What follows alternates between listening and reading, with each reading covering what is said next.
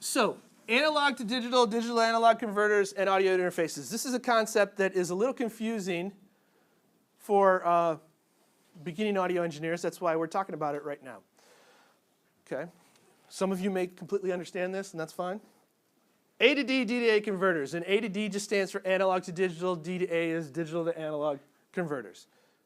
An A to D converter is a hardware product designed to convert analog audio to digital audio and or the other way, digital audio to analog audio. That's all it does.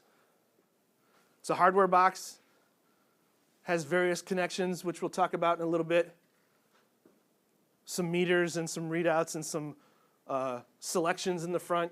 What I've shown you here is an Apogee Rosetta, which is a very popular A to D converter. Then we have audio interfaces, and this is a hardware product designed to bring digital and or analog audio into a computer-based audio recording system, usually some form of DAW, but it doesn't have to be a multi-track DAW. It could be stereo editor like Audacity or Wavelab. But usually it's a DAW like Pro Tools, Logic, Cubase, and whatever else you use, Live. It could be Reason, any of that.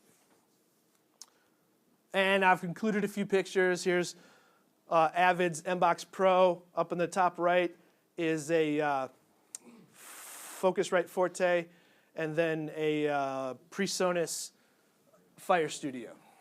Okay, so those are some fairly popular brands. Quick poll, how many of you own an audio interface? How many of you own an A to D, D to A converter? One of you. Okay. Many, many more of you own audio interfaces than A to D converters, and that's understandable. So every once in a while, I'm going to give you some important tips.